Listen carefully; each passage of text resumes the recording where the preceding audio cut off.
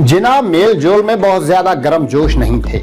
उनके करीबी दोस्त सरोजिनी नायडू उनके बारे में कहते हैं कि कभी कभार उनसे मिलने पर फरकोट की जरूरत महसूस होती थी। जिन्ना को एक आंख पर ऐनक लगाकर तवील मुशावरत में जितना मजा आता था, नेहरू उससे ज्यादा ही बेजार थे। जिन्ना अक्सर अपने हरीफों की कमजोरियों को भांपकर उन्हें झुकने पर मजबूर कर देते थे।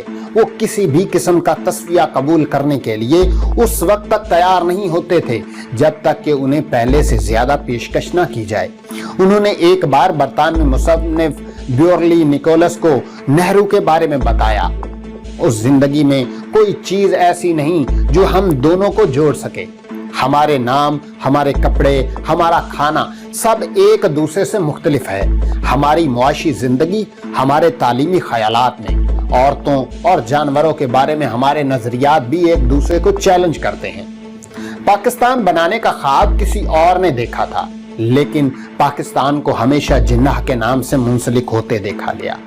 जब से मुस्लिम लीग के कायद मोहम्मद अली जिन्नाह ने मुस्लिम मुल्क के इम्कान के बारे में सोचना शुरू किया, जवाहरलाल नेहरू उनके नजरियाती दुश्मन बन गए।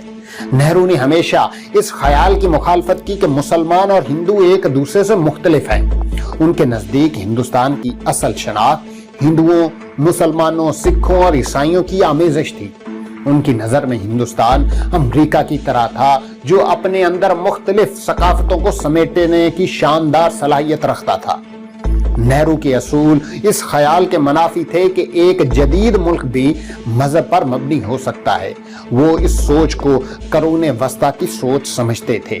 निसद हजारी लिखते हैं कि नेहरू के ख्याल में ये एक बड़ी सितम ज़रीफी थी कि जिन्हें मुस्लिम मसाइल से दूर दूर का कोई वास्ता नहीं था, जिन्हें कभी दबाया नहीं जा सकता था। वो एक मुस्लिम मुल्क बनाने की वकालत कर रहे थे। दोस्तों, ये वजूहात थी जवाहरलाल नेहरू और मोहम्मद अली जिन्नाह के दरमियान फासले के बढ़ने की। अगर आपको हमारी वीडियो अच्छी लगी है तो हमारे चैनल को सब्सक्राइब करके बेल आइकन पर लाजमी क्लिक करें।